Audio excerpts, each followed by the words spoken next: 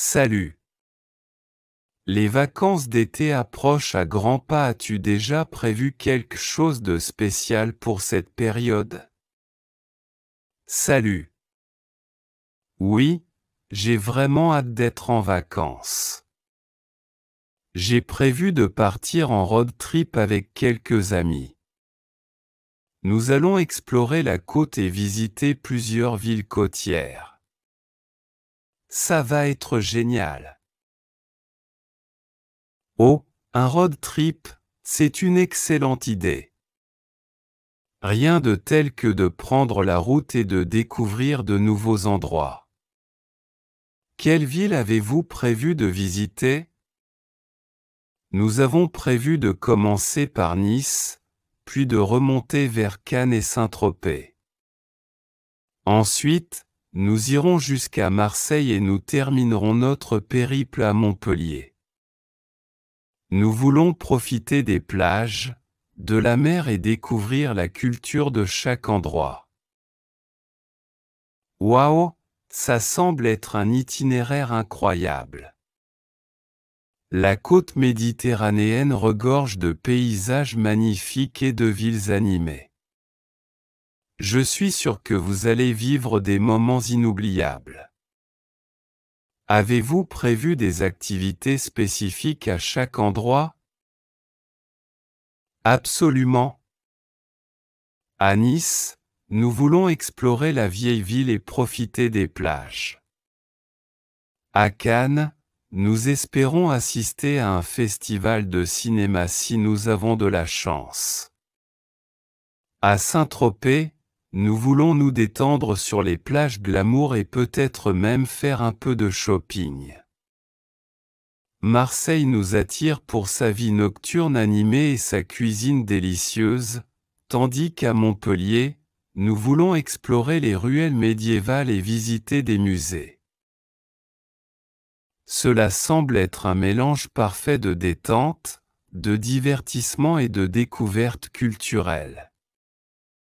Je suis sûr que vous allez créer des souvenirs incroyables ensemble. Et en dehors du road trip, as-tu d'autres projets pour les vacances d'été? Oui, j'ai aussi prévu de passer du temps avec ma famille à la campagne. Nous avons une maison dans un petit village pittoresque, entouré de nature. J'ai hâte de me ressourcer, de faire des randonnées, de me baigner dans les rivières et de simplement profiter du calme de la campagne. C'est excellent d'avoir un équilibre entre l'aventure en ville et la tranquillité à la campagne. Les vacances sont l'occasion parfaite pour se détendre et se ressourcer. Je suis sûr que tu vas revenir avec plein d'énergie et de souvenirs dans ta besace. Absolument. Les vacances d'été sont le moment idéal pour se reposer, se divertir et explorer de nouveaux horizons. J'espère que toi aussi tu as de bons projets pour cette période.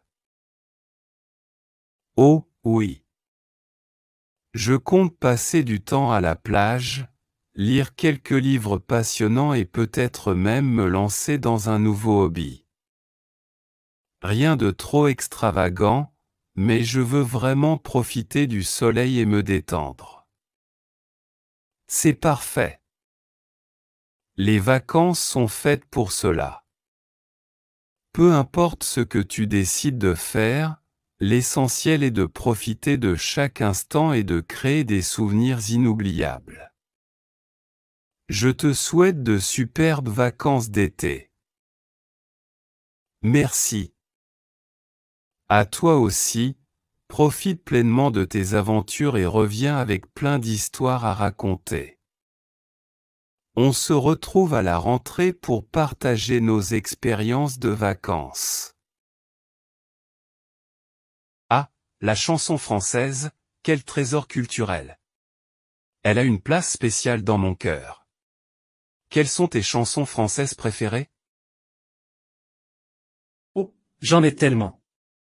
Mais si je devais en choisir quelques-unes, je dirais « La vie en rose d'Édith Piaf », c'est un classique intemporel qui me fait toujours frissonner. Et toi? Ah, Édith Piaf, une véritable légende. J'adore aussi la bohème de Charles Aznavour. Cette chanson me transporte dans un autre temps, un Paris bohème plein de romantisme. Et puis, il y a Ne me quitte pas de Jacques Brel, une chanson si émouvante et poignante. Oh oui, Ne me quitte pas est une chanson incroyable de Jacques Brel. Sa voix et ses paroles sont tellement intenses. Dans un genre différent, j'aime beaucoup les chansons de Serge Gainsbourg, comme « Je t'aime, moi non plus » ou « La javanaise ». Il avait un style unique et provocateur. Ah, Serge Gainsbourg, un véritable artiste rebelle. Ses chansons ont marqué toute une génération. Et puis, il y a aussi des artistes plus contemporains qui apportent un souffle nouveau à la chanson française.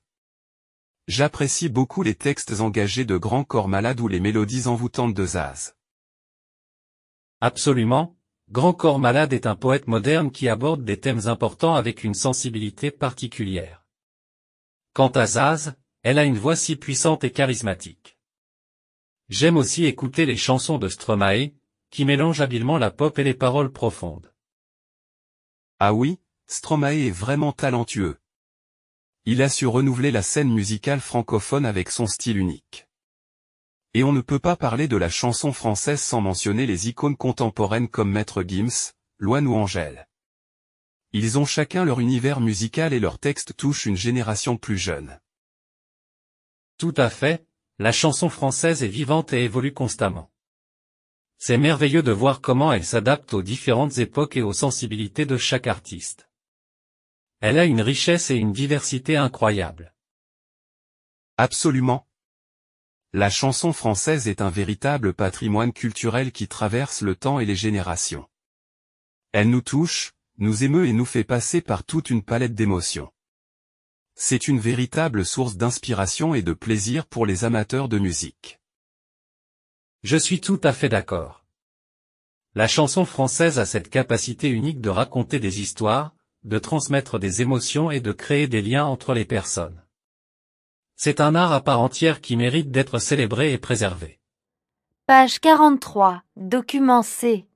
Vivre ensemble. Rémi, mon chéri, tu as 2 minutes. Je voudrais te parler d'une annonce que je viens de lire dans le journal. Alloué, studio... Tu veux vraiment vivre dans un studio? Attends, je n'ai pas fini. C'est un grand studio de 45 mètres carrés. Ah non, Adèle, on a besoin d'avoir une chambre et... Tais-toi, écoute-moi. C'est un studio de 45 mètres carrés avec une terrasse de 15 mètres carrés.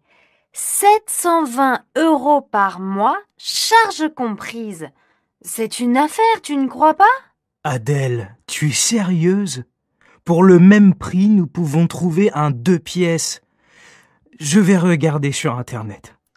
Oui, mais il y a une cave et un parking. Laisse-moi parler. Je viens de trouver ça sur le site seloger.fr. Appartement de 50 mètres carrés, clair, situé dans une rue calme, mais dans un quartier animé où il y a de nombreux commerces. Un séjour, une chambre, une salle de bain et une belle cuisine. 750 €. Moi, ça me plaît. Je vais appeler le propriétaire pour avoir plus d'informations.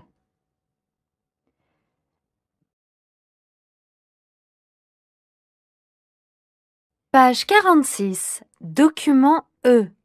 Logement à la ferme. Les étudiants sont de plus en plus nombreux à choisir la campagne pour se loger. Oui, grâce au réseau Campus Vert, il existe depuis 14 ans maintenant en Nord-Pas-de-Calais. Aujourd'hui, il regroupe 120 agriculteurs qui proposent des studios, des T1 ou même des T2 à la ferme pour les étudiants qui cherchent le calme et surtout des loyers raisonnables. Raphaël Biri-Vicente s'est rendu à Havrincourt dans le Pas-de-Calais. Perdu au fin fond du village de seulement 400 habitants, avec vue sur les champs, le mini-campus du Cambrésis. 5 studios meublés, aménagés il y a 4 ans dans l'ancienne étape de Philippe et Geneviève. Les logements 30% moins chers qu'en ville et aussi un havre de paix pour les étudiants studieux comme Camille, 24 ans. J'aime bien le calme aussi. Pour travailler, pour se reposer aussi, c'est plus simple ici à la campagne, quoi. Ça fait du bien, ouais. Une formule qui séduit aussi beaucoup les parents, assure Geneviève.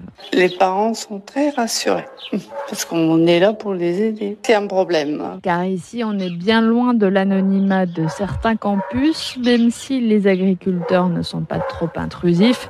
Il existe un lien très fort avec les jeunes. Page 29, document C. Les auditeurs ont la parole.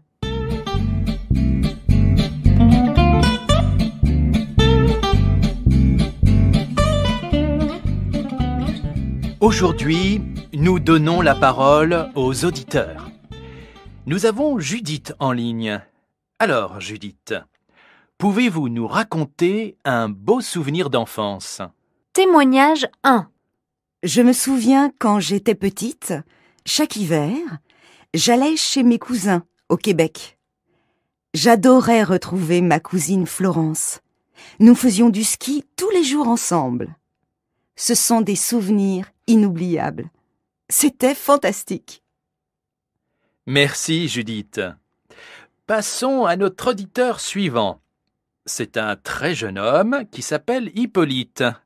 Hippolyte, tu es encore très jeune, mais peux-tu nous raconter un joli souvenir ? Témoignage 2.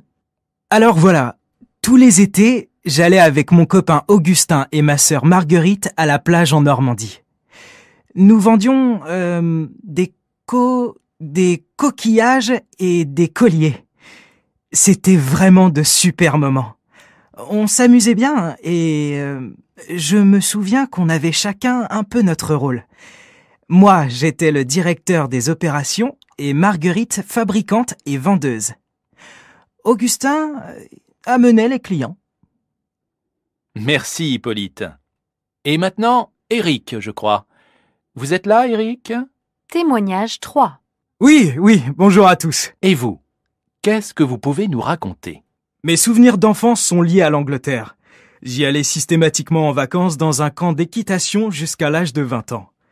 C'était à 1 heure de Londres, en pleine campagne. Imaginez une très grande maison qui accueillait des jeunes du monde entier pour une passion commune qui était le cheval. J'ai des souvenirs d'amitié incroyables. J'avais des amis de toutes nationalités. Il y avait des Anglais, des Italiens, des Espagnols, des Allemands, et d'autres venaient d'un peu plus loin, du Japon, d'Amérique du Sud. Et j'ai de très bons amis indiens que je vois toujours aujourd'hui, 25 ans après, qui étaient témoins à mon mariage, qui ont des enfants et qu'on voit très régulièrement. Voilà, c'était des moments inoubliables. Page 32. Document E. C'était bien les vacances ?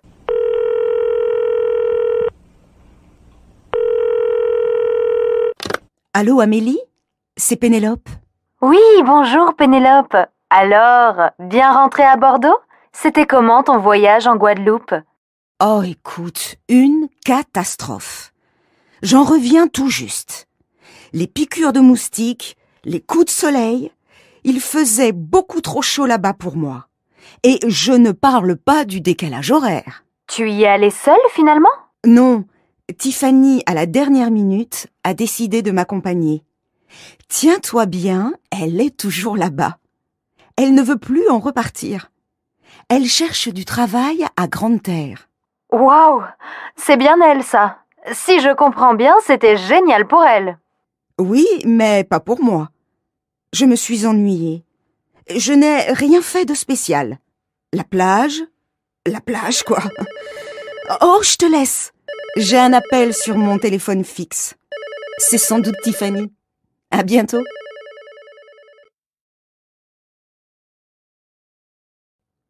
Page 57, document C. Chronique Innovation.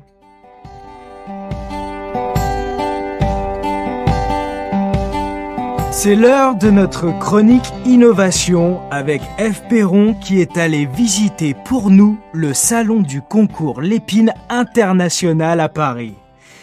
Alors, Ce concours est pour tous les inventeurs, innovateurs et autres ingénieurs qui ont créé une nouvelle machine pour nous faciliter la vie. Oui, Marc. Alors, le concours Lépine existe depuis 1901. Des objets ou des outils de tous les jours, comme le mouchoir en papier, l'aspirateur ou le stylo à billes, par exemple, ont gagné le prix du président de la République au concours Lépine. Cette année, j'ai sélectionné pour nos auditeurs 3 inventions qui vont peut-être gagner le concours. D'abord, un premier objet qui sert à sauver des vies.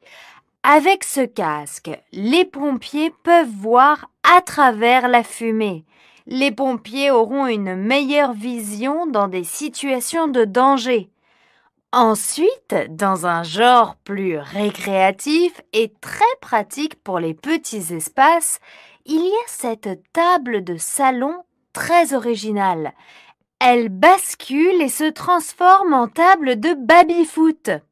Après un bon repas, quoi de mieux qu'un petit match entre amis?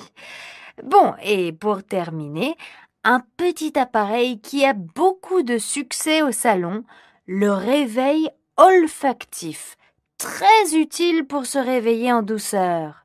Et oui, Marc, ce réveil matin ne sonne pas, il envoie une odeur. Il fonctionne avec des recharges parfumées. Croissant, café, menthe, ça vous intéresse? Oui, c'est pas mal. C'est moins violent que le bip-bip. Mais je préfère quand même la table de baby-foot. Eh bien, samedi, le président du concours Lépine remettra le prix du président de la République à la meilleure invention de l'année. Merci Ève et à la semaine prochaine pour une nouvelle chronique Innovation. Page 62. Document E. La francisation du langage Internet. Bonjour à tous et bienvenue dans notre journal de la francophonie. Ce soir, nous allons parler d'Internet. Le chat, le smiley, le buzz. Faut-il parler anglais pour survivre devant l'écran de son ordinateur? Pourtant, il y a bien des traductions françaises pour toutes ces nouvelles fonctions du monde numérique. J'ai donc le plaisir de recevoir Jérôme Belin, professeur de français et spécialiste de la francisation du langage informatique. Il va pouvoir nous en dire plus sur le vocabulaire français du net. Bonjour, monsieur Belin. Bonjour et merci de m'accueillir. Alors, dites-nous tout. Comment parler français sur Internet? Eh bien, la France et le Québec ont créé des organismes qui inventent et recommandent des mots nouveaux dans le domaine des nouvelles technologies. Alors, ce n'est pas avec une série de recommandations qu'on va changer nos habitudes, mais parfois ça marche. Par exemple, on utilise beaucoup le mot courriel au lieu de mail. Donnez-nous d'autres exemples de recommandations de ces organismes. Tout d'abord, vous ne surfez pas sur le web, mais vous naviguez sur la toile. Ensuite, pour smiley, on peut dire frimousse. C'est plus joli, je trouve. Pas vous? C'est plus clair, en tout cas. Alors, au lieu de faire le buzz, on peut dire faire du bruit ou du ramdam. Le blog devient un bloc-notes et la newsletter une infolettre. Et puis, il y a des différences entre le français de France et celui du Québec, comme vous le savez, et dans le domaine informatique aussi. Par exemple, en France, on a choisi de dire mot dièse au lieu de hashtag, mais au Québec, on dit plutôt mot-clic. Pour remplacer le mot chat, les Québécois ont créé le mot clavardage à partir des mots clavier et bavardage. Mais en France, on a choisi dialogue en ligne. Merci pour ces précisions. Chers auditeurs, pour en savoir plus, allez sur les sites de l'Organisme québécois de la langue française et du gouvernement français. Vous trouverez les links, ou plutôt les liens vers ces sites à la page de notre émission. Unité 1. C'est la vie. Page 14, document A. Des artistes se présentent. 1. Manu. Je viens de la banlieue parisienne, je suis né en banlieue parisienne à Châtenay-Malabry, pas très loin de Paris. Et j'ai grandi entre Paris et la banlieue. 2. Gizmo. Alors, je suis né à Paris, dans le 14e arrondissement. Et j'ai vécu en banlieue parisienne, à Cachan, dans le Val-de-Marne, voilà, jusqu'à la fuite vers la campagne quand j'avais 25 ans à peu près. Donc voilà, j'ai fait toute ma jeunesse en banlieue. 3. Mali. D'où est-ce que je viens? Alors, pour ma part, je suis né à Paris, en banlieue sud. Je suis né à Antony. Voilà, pour tous ceux qui connaissent Antony, à côté de Fresnes, à quelques pas de la MJC de Fresnes, là où justement a commencé Trio. J'ai vécu à Nantes et puis finalement l'appel de la capitale est revenu. Donc voilà, aujourd'hui je suis à Paris. Donc je crois que je suis finalement un véritable citadin. Je viens de la ville et plus précisément de la banlieue. Pas d'une banlieue difficile, vraiment d'une banlieue paisible. Antony à la limite de Fresnes. 4. Danielito. Alors, où je suis né? Moi, je suis né très loin d'ici. Je suis né... Où est-ce que je suis né? Physiquement, on va dire, je suis né au Chili. De ma première naissance, on va dire, en 73, voilà. Il y a bien longtemps, au Chili, à Santiago du Chili. Et on va dire que j'ai eu peut-être une deuxième naissance quand je suis arrivé en France en 1982. Voilà. Où j'ai recommencé ma vie à zéro. Page 18. Document D. À chacun son salon. Bonsoir chérie. Tu n'as pas fait les courses? Si. Et j'ai rapporté ton expo in the city. On sort ce week-end? Oui, bonne idée. Tu veux aller au cinéma ou visiter une exposition? Oh non, Mariette. Il n'y a rien en ce moment. Mais j'ai lu ce magazine et j'ai trouvé des idées de salon. Tu veux regarder? Pas mal. T'as envie de te faire tatouer? Il y a le salon du tatouage en ce moment. Moi? Un tatouage? Bah non, t'es folle. Je déteste ça. Pourquoi pas le salon des antiquaires? On n'a plus de bols et on a besoin de tasses aussi. Mais non, j'ai acheté des tasses il y a un mois. T'as oublié ou quoi? Oh, regarde. Il y a le salon des sports et de l'extrême.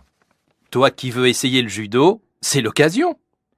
Il y a des cours d'essai gratuits. Oh, et il y a aussi du canoë-kayak dans une piscine. Et du tir à l'arc, de l'escrime, de la boxe, de la gym. Oh, il y a le choix. Allez, d'accord pour le salon du sport. Bonne idée. Bon, très bien. On y va plutôt samedi ou dimanche? Tu choisis. Eh bien, plutôt dimanche. On ne sort jamais le dimanche. En forme?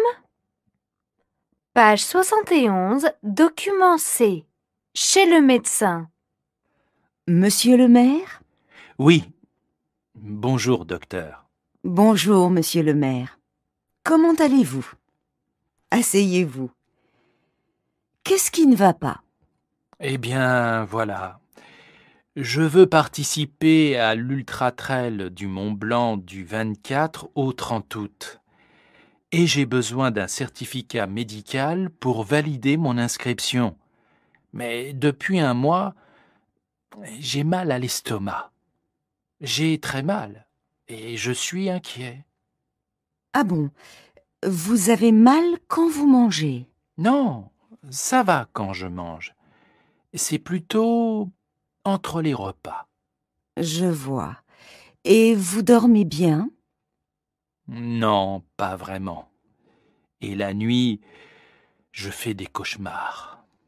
C'est vrai que vous avez mauvaise mine. Allez, laissez-moi vous ausculter. D'accord. Attention, mon stéthoscope est froid. Bon, côté cœur, ça va. Voyons la tension maintenant. Un peu élevé, 16,8. Bon, vous pouvez vous rhabiller. Alors, docteur, c'est grave? Non, je ne crois pas. C'est peut-être le stress. Vous devez manger plus calmement et enfin ralentir le rythme. D'accord, docteur. Je vous donne un médicament pour votre estomac, un comprimé à prendre matin et soir, et revenez me voir dans 10 jours. Si vous allez mieux, je vous donnerai votre certificat médical. Page 76, document G. La minute radiophonique de Monsieur Poulain. La minute de Monsieur Poulain. Bonjour chers auditeurs, je vais aujourd'hui vous parler d'un médicament un peu spécial, le chocolat. Et oui, manger du chocolat, c'est un peu comme manger des vitamines. C'est vraiment très bon pour la santé. Mais connaissez-vous tous les bienfaits du chocolat? Premier bienfait, le chocolat vous donne une belle peau, une peau saine. Toutes les études montrent que c'est vrai. Deuxièmement, c'est un très bon élément pour le cœur. Troisièmement, il stimule votre mémoire et votre concentration. Quatrièmement, il réduit l'anxiété et le stress à partir d'au moins 1 carré par jour pendant 2 mois. Et pour finir, il augmente votre résistance à l'effort. Pour profiter des effets positifs du chocolat, il faut consommer tous les jours 1 carré grand comme le pouce, et surtout du chocolat noir. Elle est pas belle la vie avec le chocolat? Page 79, document J. Allergique ou pas?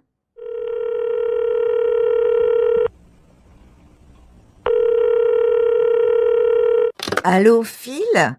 C'est Florence. Comment tu vas? Moi, ça va. Et toi? Mais tu as le nez bouché ou quoi? C'est bizarre. Depuis que je suis arrivée au Québec, j'éternue, j'ai les yeux qui piquent et j'ai mal à la tête. Le pharmacien m'a conseillé un médicament contre le rhume, mais pour moi, c'est une allergie. Si ça continue, il faudra que je fasse des tests pour découvrir la cause de cette allergie. Qu'est-ce que t'en penses, toi?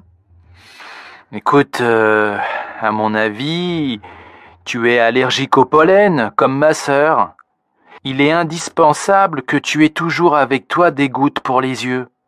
Moi, je trouve que les gouttes, c'est très efficace. Et tu sais, moi, il faut que j'aille chez le médecin. J'ai développé des allergies alimentaires quand je suis arrivé en France.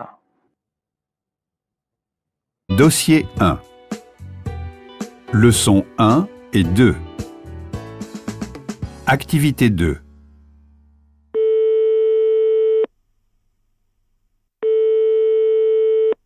Allô? Dorota? Oui? Bonjour, c'est Olivia. Ah, bonjour Olivia. J'ai eu votre message. Je vous appelle pour vous donner les informations que vous m'avez demandées concernant notre logement. Vous êtes toujours d'accord pour échanger avec le vôtre à Wiesbaden? Oui, bien sûr. Alors, pour être précise, nous habitons près de Blois. Comme je l'ai dit dans l'annonce, c'est à 1h30 de Paris. Vous êtes sûr que ça ne vous dérange pas d'être à la campagne, si loin de la capitale? Sûre et certaine, oui. Nous adorons la campagne française. Très bien. Alors, notre maison fait 120 mètres carrés. Notre entrée donne sur un jardin commun avec nos voisins. Ce sont des gens très sympathiques, vous verrez. Au rez-de-chaussée, il y a un grand double séjour, le salon d'un côté avec une télévision et une chaîne hi-fi, et la salle à manger de l'autre côté. Il y a aussi une petite salle d'eau avec des WC. Ensuite... Ok. En fait, je voulais surtout savoir quels sont les équipements dans la cuisine. J'adore cuisiner. Ah, bien sûr. La cuisine est totalement équipée. Plaque de cuisson électrique, four, micro-ondes, réfrigérateur congélateur, lave-vaisselle, etc. Le lave-linge est dans la grande salle de bain du premier étage. Super! Je suis très contente. On va pouvoir cuisiner de bons petits plats. Si j'ai bien compris, c'est une maison à étage, c'est ça? Je n'avais pas noté cette information. Oui, c'est bien ça. Au premier étage, il y a 2 grandes chambres, chacune équipée d'une garde-robe et de meubles de rangement que je mets à votre disposition. Nous avons également une petite chambre que j'utilise comme bureau. Et bien sûr, une grande salle de bain avec des toilettes. Le jardin privatif est derrière la maison. Il est agréable et il y a une belle vue sur la campagne. Tout ça me semble super. Je crois que je n'ai plus de questions. Ah si, pourriez-vous me dire quels sont les commerces à proximité? N'oubliez pas que vous êtes à la campagne. Il y a seulement une grande épicerie dans le village. Vous voulez dire un petit supermarché? Ah non, pour les supermarchés, il est nécessaire d'aller jusqu'à l'entrée de Blois. Mais ne vous inquiétez pas, c'est à 15 minutes en voiture. Bon, d'accord. Je vais discuter de tout ça avec mon mari et nous vous dirons très vite ce que nous avons décidé de faire. On parle un peu de notre maison à Wiesbaden ou tout était clair pour vous?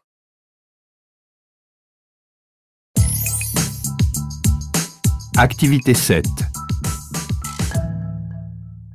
Exemple. Pour notre retraite, nous avons choisi Menton, car c'est une ville connue pour son climat méditerranéen. Et puis, avec l'autoroute et les lignes de train, on peut aller partout facilement, même en Italie. 1. J'adore vivre à Berlin, et je comprends que tout le monde aime cette ville. Pour les professionnels, c'est très dynamique. Des postes se créent tous les jours. En plus, l'alimentation est très bon marché ici. 2. Dublin, c'est très agréable. Le soir, il y a toujours un concert quelque part ou un spectacle. Et le week-end, la nature est toute proche et on peut faire une belle randonnée à pied ou à vélo. 3. Lille, c'est la ville de la convivialité. Les restaurants y sont nombreux, on peut manger à toute heure et de jour comme de nuit, il y a des bus ou des métros. 4. Bien sûr, les opportunités de travail sont nombreuses à Toulouse, surtout dans le domaine des avions. Mais ce qui nous plaît le plus, c'est la beauté de la ville. Elle est rose et traversée par un fleuve, vous imaginez? 5. Clermont-Ferrand, ce n'est pas une ville qui attire pour le soleil ou le côté international. Mais c'est une ville où les étudiants peuvent se loger facilement et assister à des festivals de qualité. 6. Comme beaucoup de personnes qui travaillent à Paris, nous avons décidé de ne pas vivre dans la capitale, mais juste à côté, à Chaville. Nous nous y sentons bien. Nous avons tous les transports en commun disponibles et le prix d'achat d'un appartement est raisonnable.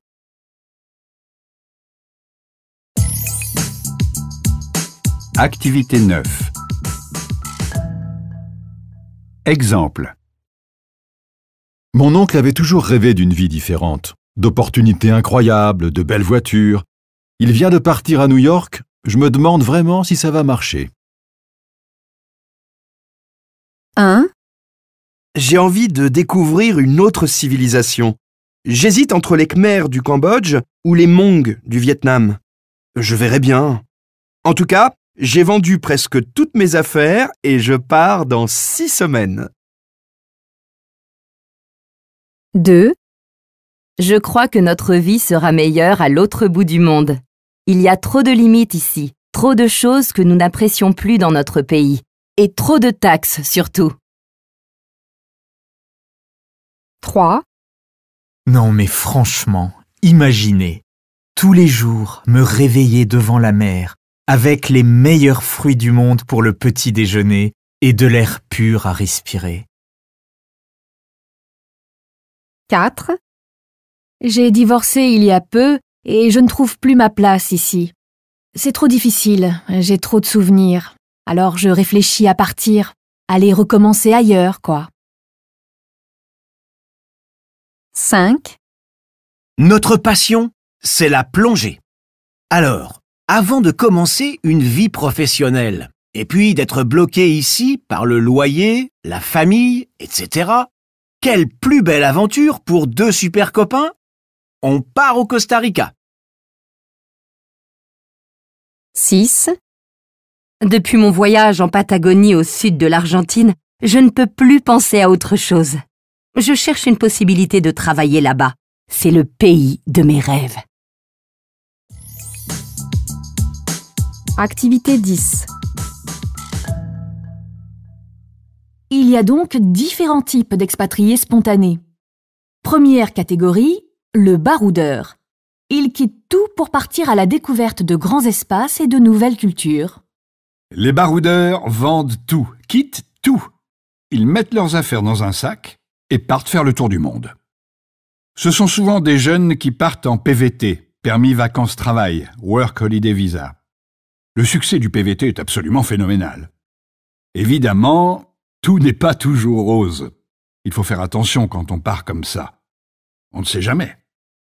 Donc, bien prévoir son budget, c'est absolument indispensable. Très important également, c'est vraiment de réfléchir à son assurance santé. La deuxième catégorie, le rêveur. Moins téméraire et plus curieux, l'expatriation est, pour lui, la réalisation d'un vieux rêve. On a souvent affaire à des gens qui, effectivement, ont un coup de cœur pour un pays. Ils y sont partis en vacances ou y vont de temps en temps pour des raisons professionnelles. Ils ont parfois tendance à trop idéaliser le pays. Mais attention, rien n'est jamais parfait. Il faut se méfier. Les expatriés en quête, c'est-à-dire en pleine crise identitaire, constituent la troisième catégorie de ces départs spontanés. Oui, ce sont des gens qui partent pour plein de raisons. Ça peut être pour des raisons personnelles, des raisons conjugales, des difficultés professionnelles. Ils ont des échecs dans leur vie. Alors, ils claquent la porte, vont voir ailleurs et pensent que ça ira mieux. Évidemment, c'est tentant. L'herbe est toujours plus verte ailleurs. Maintenant, il faut faire attention, ce n'est pas une solution. C'est pas parce qu'on va à l'étranger que du jour au lendemain, tout va aller bien. L'expat en exil, c'est la dernière catégorie.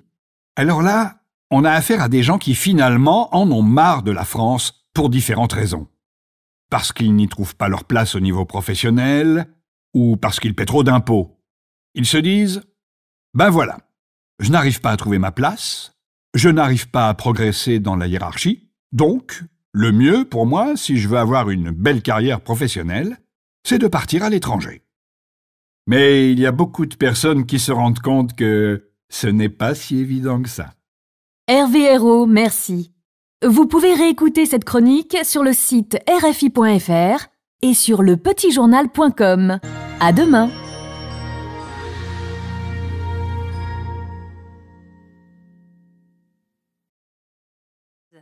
Entretien d'embauche.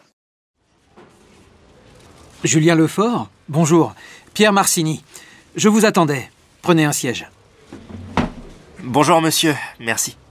Donc, vous voudriez rejoindre notre association. Parfait. Vous candidatez pour le poste d'assistant social. J'ai lu votre dossier de candidature et je souhaite que vous me parliez de vos attentes. Mon projet, c'est de m'engager dans un travail solidaire. Je veux participer à une vie meilleure pour tous, particulièrement pour les réfugiés. J'ai fait le diplôme d'état de service social avec cet objectif. Maintenant, je voudrais améliorer le bien-être des personnes en attente d'asile. Mon but, c'est de travailler pour leur donner plus d'autonomie dans leur nouvelle vie. Bien. Concrètement, ici, nous travaillons sur plusieurs pôles. L'accueil, la santé, le droit, l'hébergement, l'éducation. Nous recherchons un assistant social pour assurer le suivi des personnes dans leur hébergement. Votre mission serait de visiter nos résidents régulièrement, donc un contact quasi permanent, de veiller à ce que leur logement corresponde à leurs besoins. Il faudrait aussi surveiller qu'ils respectent les normes de sécurité, d'hygiène, mais aussi le règlement de notre association. Ce projet m'intéresse vraiment, c'est exactement ce que je veux faire. Bien. Vous me semblez motivé, vous avez les compétences que nous recherchons, mais vous manquez d'expérience. Je vous propose de nous revoir prochainement avec mon adjoint. Nous vous enverrons un mail. J'ai vos coordonnées. Merci, monsieur. J'espère vous revoir bientôt. Alors, ton entretien, ça s'est passé comment? Trop cool. Le taf est super, exactement ce que je cherche. Le directeur était intéressé, on a eu un bon contact. J'espère qu'il va me prendre. On doit se revoir la semaine prochaine. Leçon 12. Le futur appartement. On ne peut plus vivre dans ce studio, on manque de place. On ne peut rien ranger. Regarde cette pagaille partout. Oui, Louise, je sais. Tu me le dis tous les jours. Il faut qu'on trouve un appart plus grand. Laisse-moi regarder les annonces sur Internet. Tiens, il y a un petit 2 pièces à louer à côté de la place Stanislas. Ce serait cool, non? Alex, tu sais bien qu'il nous faut un 3 pièces. J'adorerais avoir une chambre en plus pour les copains.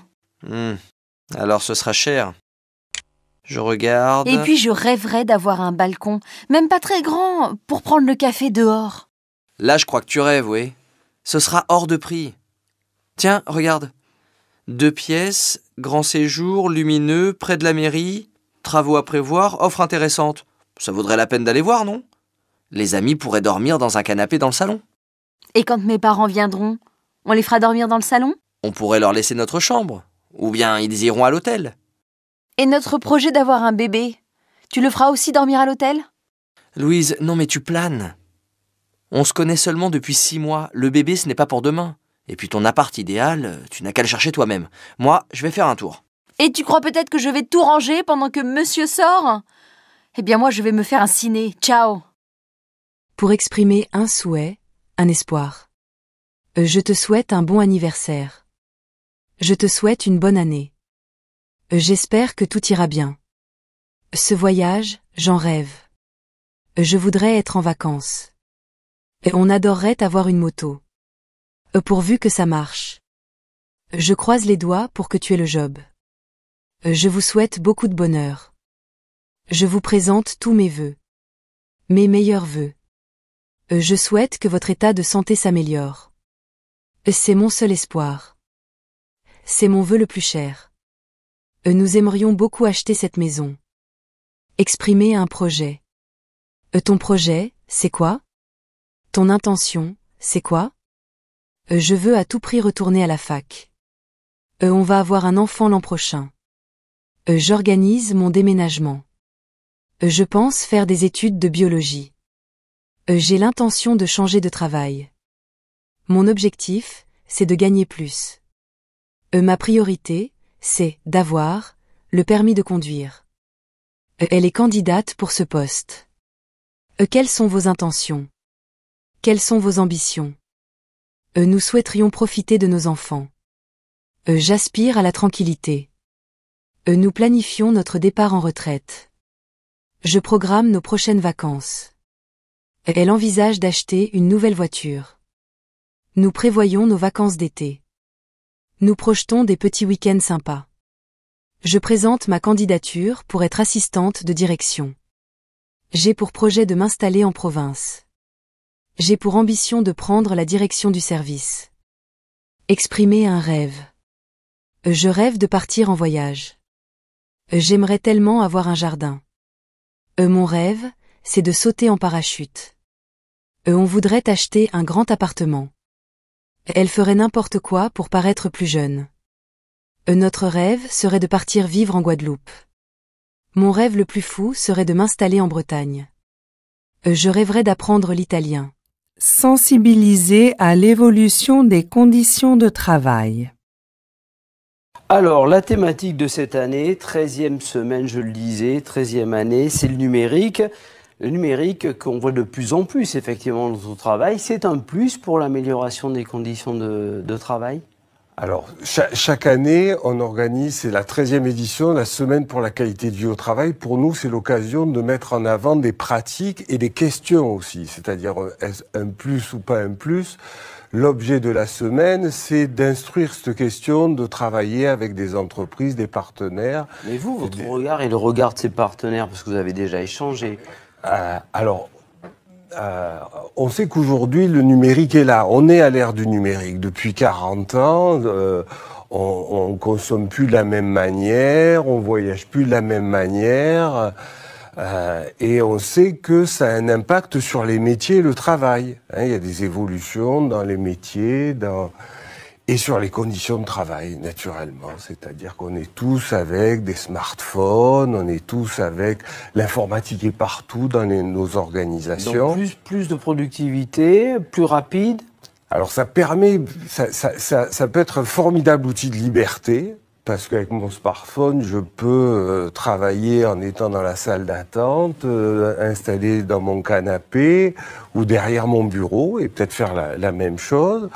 Mais ça pose aussi, ça peut être aussi un fil à la patte parce qu'on contrôle mon activité, c'est-à-dire qu'on peut mesurer, on peut tracer les activités de personnes. Donc voilà. Et on peut se laisser déborder par le travail, y compris chez soi.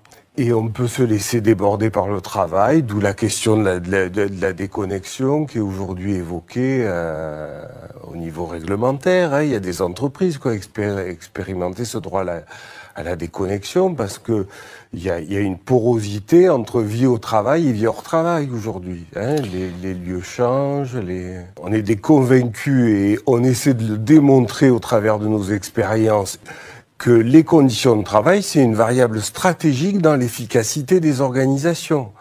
C'est-à-dire, on connaît le coût du mal-travail, de la difficulté au travail, de la santé au travail, des problèmes de santé au travail.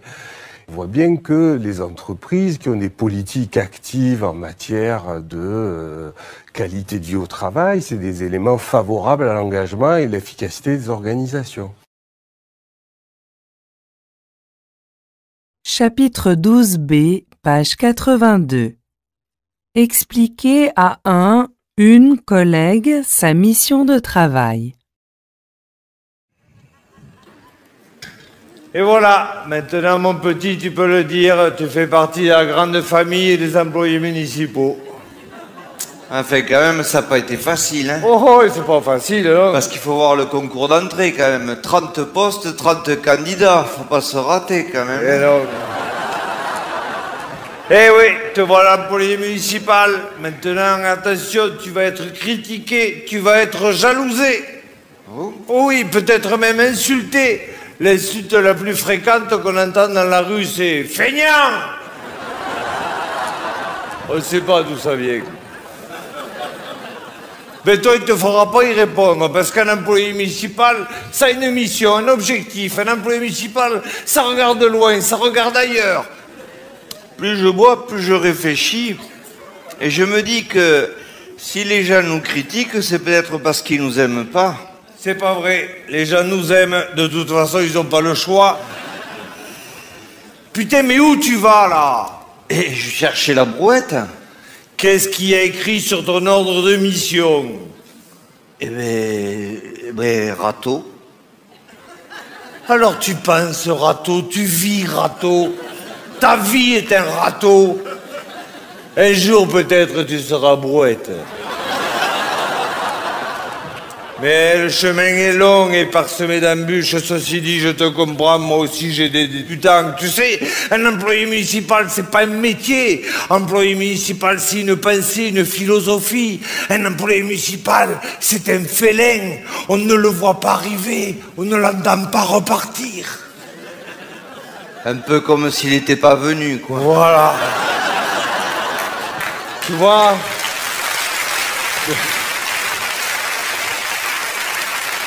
Tu vois, moi, je fais toujours le même rêve. Je rêve que la France entière serait employée municipale.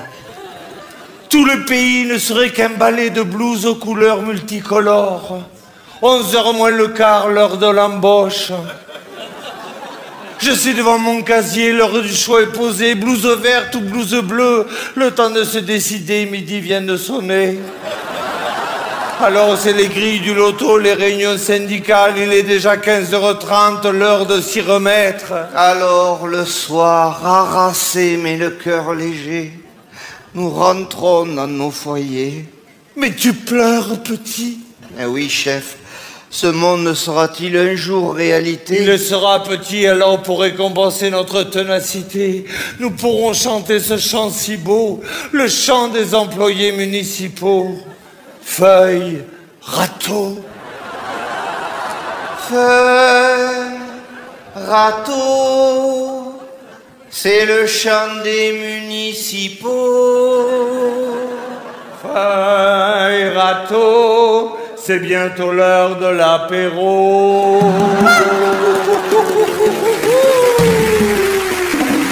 Feuille, râteau, c'est le chant des municipaux. Feuille, râteau, c'est bientôt l'heure de l'apéro.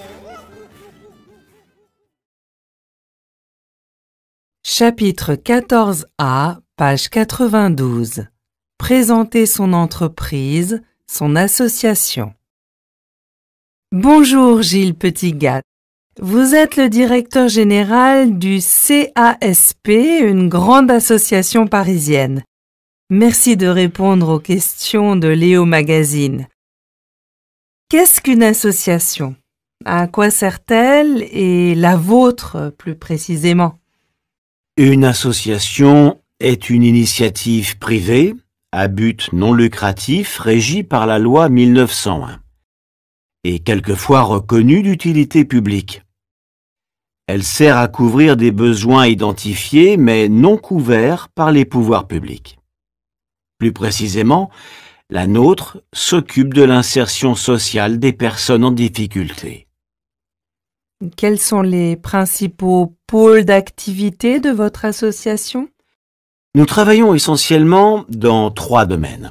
L'insertion par l'hébergement pour les personnes socialement fragiles, par exemple les sortants de prison, l'accès aux droits pour les familles demandeurs d'asile, et enfin, l'accompagnement d'urgence des personnes à la rue. Quels sont les projets sur lesquels vous travaillez actuellement?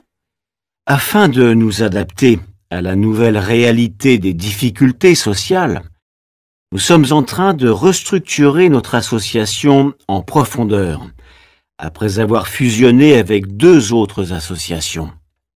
De ce fait, l'association est passée de 260 à 520 salariés et d'un budget annuel de 24 millions à 40 millions d'euros.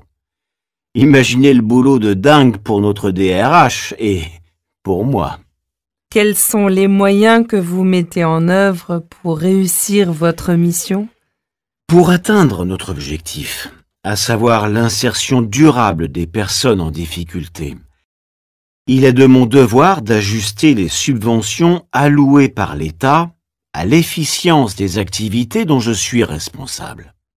La qualité des services offerts au nom des deniers publics demeure la priorité absolue de notre association. À votre avis, quelles sont les qualités essentielles pour réussir une mission telle que la vôtre? Être toujours force de proposition, ne pas être un simple exécutant, être rigoureux sur la qualité du travail et, bien entendu, faire preuve d'humanisme. Enfin, quels sont les éléments essentiels à la bonne marche d'une entreprise associative? Mon credo, concerter pour faire adhérer. Autrement dit, une démarche participative qui permet aux salariés et bénévoles de s'impliquer pleinement et activement dans l'association à travers leur mission. Un très chaleureux merci, cher Gilles, et bonne chance pour tous vos projets à venir. Retour d'entretien de recrutement. Alors, comment ça s'est passé? Je ne suis pas très contente de moi. Ne sois pas toujours négative. Je suis certaine que tu as été très bonne comme d'habitude. Ils t'ont gardé combien de temps? Une 30aine de minutes. Ils étaient 2. Ça m'a semblé long. Ils m'ont posé plein de questions sur mes études, mes jobs, mes attentes. C'est bon signe tout ça. C'est la preuve qu'ils s'intéressent à toi. Et ils t'ont posé des questions? Oui, ils m'ont demandé si j'accepterais les déplacements. Je leur ai dit que j'étais prête à partir en province. Ils ont eu l'air satisfaits de ma réponse. Vous avez parlé du salaire? Ils m'ont demandé d'y réfléchir et on doit en reparler la prochaine fois. Voilà une bonne nouvelle. Tu auras donc un deuxième entretien.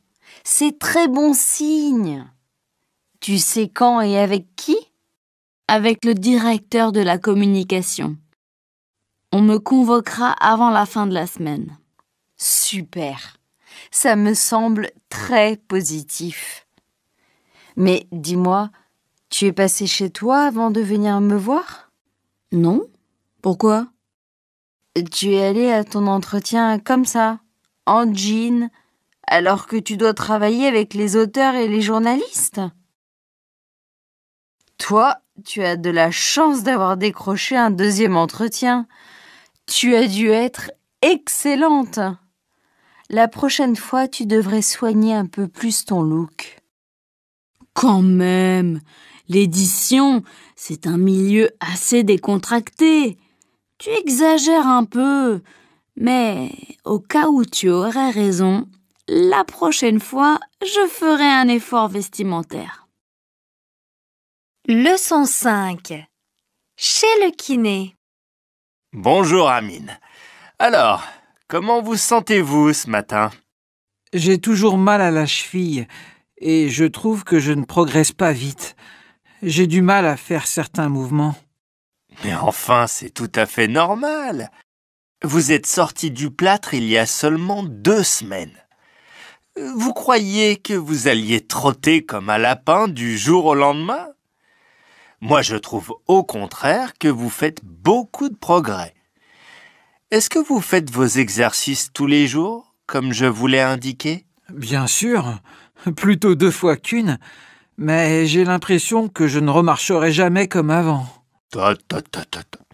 Je ne veux pas vous entendre parler comme ça, on dirait une mamie. Dites-vous au contraire que vous marchez mieux de jour en jour. Allez, assez parlé. Montrez-moi ce dont vous êtes capable. Très bien. Parfait. Regardez comme vous tournez bien votre pied dans tous les sens. Je suis très content de vous. Continuez 5 minutes avec les appareils et je reviens vous masser.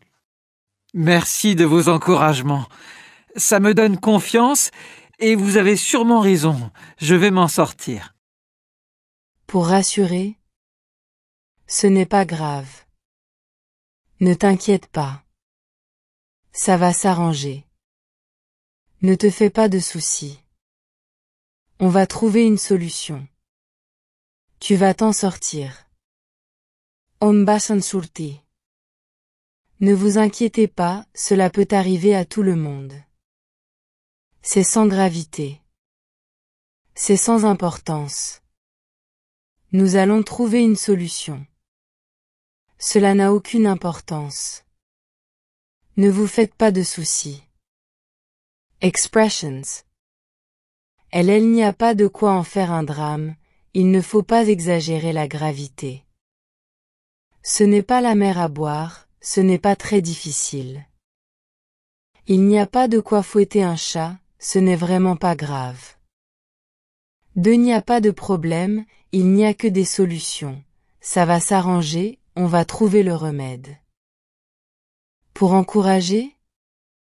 Allez, tu vas y arriver, continue comme ça. Le plus dur c'est de commencer, après ça va tout seul.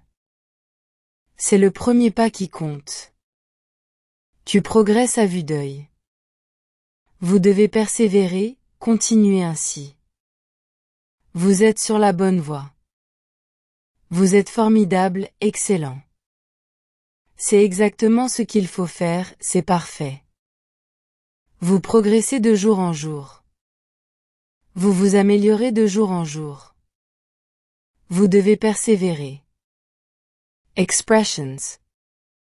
Petit à petit l'oiseau fait son nid, les choses se font au fur et à mesure dans le temps avec patience et méthode. Les petits ruisseaux font les grandes rivières, les petits efforts sont récompensés, portent leurs fruits. Pour faire un reproche. À ta place, je n'aurais pas fait ça comme ça. Tu n'aurais pas dû dire ça. Tu n'aurais pas dû faire ça. On n'agit pas comme ça, ça ne se fait. Tu pourrais faire un effort. Tu ne fais pas beaucoup d'efforts. Il y a peut-être d'autres façons d'aborder le problème. Ça ne me semble pas la meilleure façon pour aborder le problème. Vous pourriez envisager le problème autrement. Vous auriez pu envisager le problème autrement. Vous n'auriez peut-être pas dû agir ainsi. Vous pourriez agir autrement. Vous auriez pu agir autrement.